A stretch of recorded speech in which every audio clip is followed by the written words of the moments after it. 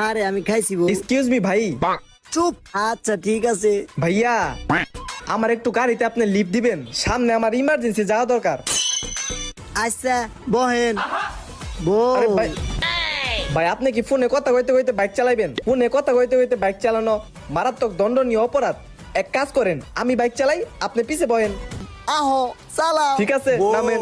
এখন শান্তি হলে কথা কইরম, আমি পিছে বইছি।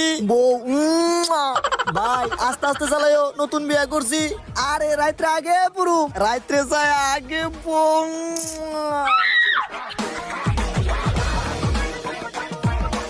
ভাই নামেন, চুপ। এ পড়ছি তো। এ পড়ছি।